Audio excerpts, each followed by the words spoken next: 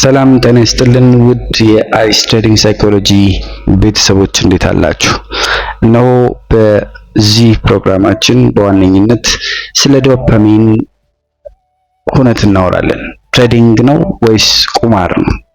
ገንዘባችንን የሚያባክነው አደገኛው የአእምሮ ሱስ።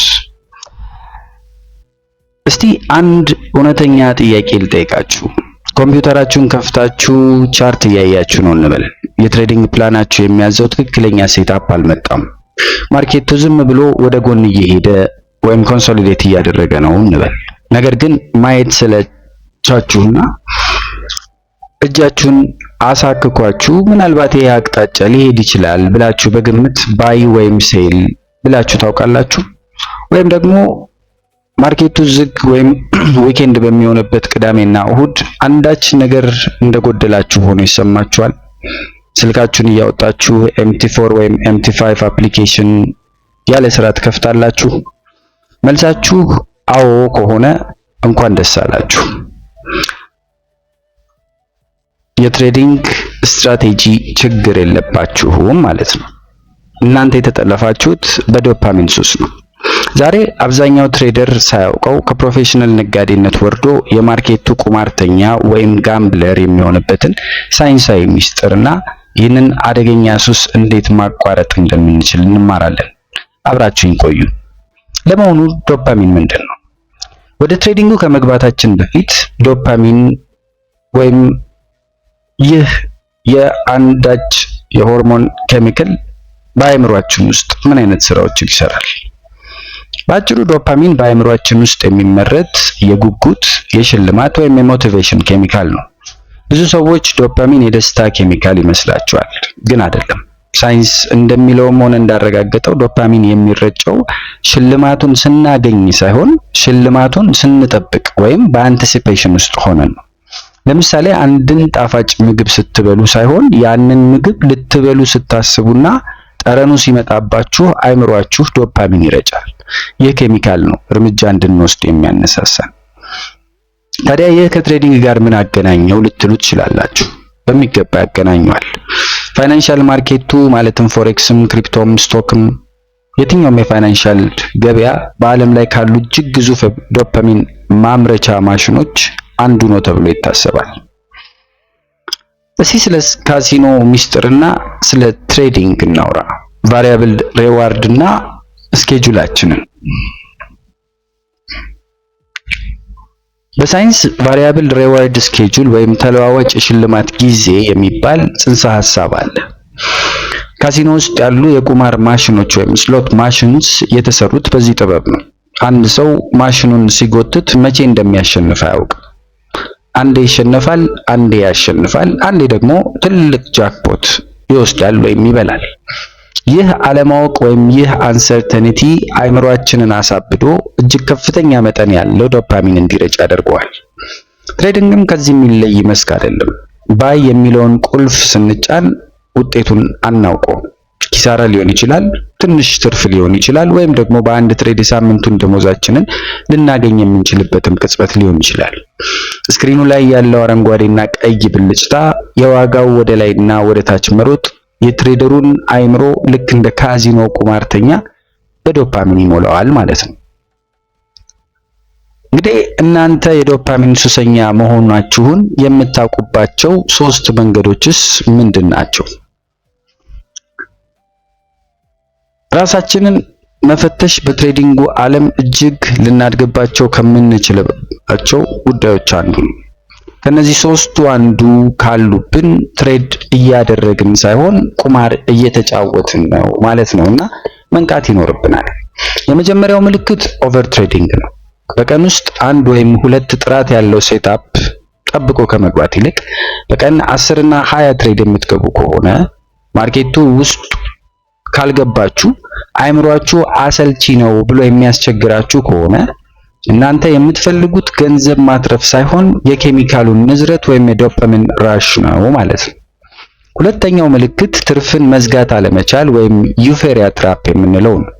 አንድ ትሬድ ገብታችሁ ጥሩ አተረፋችሁ፣ ፕላናችሁ ዝጋ ይላል፣ ግን ደግሞ ዶፓሚን አይምሯችሁን ስለሞላው እኔ ጂኒየስ ነኝ ማርኬቱን ተቆጣጥሬዋለሁ ብላችሁ ስግብግብ ወይም ግሬዲ ትሆናላችሁ።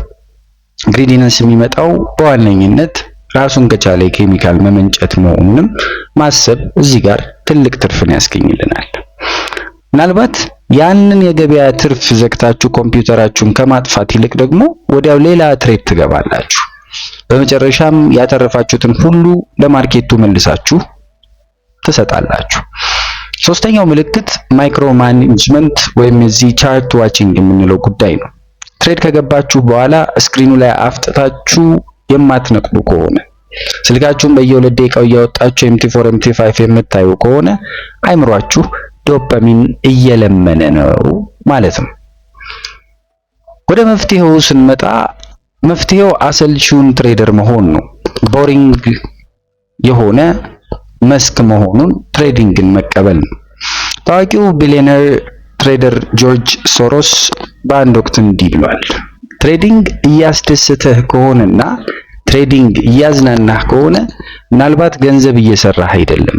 እውነተኛ ትሬዲንግ እጅግ በጣም አሰልቺና ቦሪንግ ነው ይላል። አዎ ፕሮፌሽናል ትሬዲንግ አሰልቺ መሆን አለበት። አይምሯችንን ከዚህ የቁማርተኛ ስነ ልቦና ለማውጣት 3 የብረት ህጎችን በትንሹ መተግበር አለብን። የመጀመሪያው የዶፓሚን ዲቶክስ ነው። እንዲሁም ሌሎች የህይወት ክፍሎች። እንግዲህ ህይወታችሁ ሙሉ በሙሉ ትሬዲንግ ላይ ብቻ የተመሰረተ ከሆነ አይምሯችሁ ደስታን ወይም ዶፓሚንን የሚያገኘው ከቻርት ብቻ ይሆናል ማለት ነው። ይሄ ደግሞ ኦቨር ትሬዲንግ እንድታደርጉ ያስገድዳችኋል። ከኮምፒውተር ርቃችሁ ጂም መስራት፣ መጽሐፍ ማንበብ፣ ከቤተሰብ ጋር ማሳለፍ፣ ወክ ማድረግ፣ ከቤት እንስሳዎቻችን ጋር ኢቭን ማሳለፍ ራሱን የቻለ ትርጉሞች ይሰጡናል። የደስታ ምንጫችንን ከቻርቱ ውጪ ልናደርገው ይገባናል ማለት ነው። ሁለተኛው መፍትሄ ሂደትን መሸለም ወይም ደግሞ ፕሮሰሱን ሪዋርድ ማድረግ not the outcome። ፈረንጆቹ ሪዋርድ the process not the outcome የሚሉት ማለት ነው። እስካሁን አይምሯችሁ ደስ የሚለው ትርፍ ወይም ገንዘብ ሲያገኝ ብቻ ነበር። አሁን ግን አመለካከታችሁን ቀይሩ። ዛሬ ፕላኔን 100% ስላከበርኩ እኔ ስኬታማ ነኝ ብላችሁ ራሳችሁን አሳምኑ፣ ሸልሙ። ፕላናችሁን አክብራችሁ ትሬዱ ቢከስርም እንኳን ዲሲፕሊንን ስላላፈረስኩ አሸናፊ ነኝ ብላችሁ አይምሯችሁን አዲሱን የዶፓሚን መንገድ አስተምሩት። ሶስተኛውና የመጨረሻው መፍትሄ ሴት ኤንድ ፎርጌት ነው። የዶፓሚን ሱሰኛ ከሆናችሁ ማርኬቱን እያያችሁ ራሳችሁን መቆጣጠር አትችሉም። ለዚህ ትንታኔያችሁን ስሩ። መግቢያችሁን፣ ስቶፕ ሎሳችሁንና ቴክ ፕሮፊታችሁን አስገቡ። ከዚያም ኮምፒውተራችሁን ወይም ስልካችሁን ዝጉት። ማርኬቱ የፈለገውን ያደርግ። ስክሪኑን ካላያችሁት አይምሯችሁ አይነቃቃም፣ አሚግዳላችሁ አይቀሰቀስም፣ በስሜትም ያንን ትሬድ አትዘጉትም ማለት ነው። ትሬዲንግ ማለት እንግዲህ ቻርት ላይ መስመር የማስመር ጉዳይ ብቻ አይደለም። ትሬዲንግ ማለት የገዛ ራሳችንን ሆርሞኖች፣ ስሜቶችና ኬሚካሎች የመቆጣጠር ታላቅ ጥበብ ነው። ማርኬቱን እንደ መዝናኛና ዶፓሚን ማግኛ ካየነው ማርኬቱ በዓለም ላይ ካሉ ውድ ካዚኖዎች በላይ ያስከፍለናል። ማርኬቱ እንደ ቢዝነስ ካየነው ደግሞ የህይወት ዘመን ነፃነትን ይሰጠናል። የትኛውን መሆን እንደምትፈልጉ ምርጫው በእጃችሁ ነው። ይህ ቪዲዮ ጠቃሚ ሆኖ ካገኛችሁት ላይክ ማድረጋችሁን አትርሱ። እንዲህ አይነት ጠለቅ ያሉ የትሬዲንግ ስነ ልቦና ትምህርቶች እንዳያመልጧችሁ ቻናሉን ሰብስክራይብ ማድረግ እንዲሁም ሼር በማድረግ ሐሳቡ ሌሎች ጋር እንዲዳረስ መርዳትንም እንደዛው። እናንተስ የዶፓሚን ወጥመድ ውስጥ ገብታችሁ ኦቨር ትሬዲንግ አድርጋችሁ ታውቃላችሁ? ምንስ ተከሰተባችሁ? እስቲ ልምዳችሁን ኮሜንት ላይ ጻፉልኝ፣ እንወያይበት። እስከ ቀጣዩ ቪዲዮ ዲሲፕሊናችሁን ጠብቁ፣ ፕላናችሁን አክብሩ በማለት ልሰናበታችሁ ወደድኩ። በያላችሁበት ሰላማችሁ ይብዛ። ሰላም።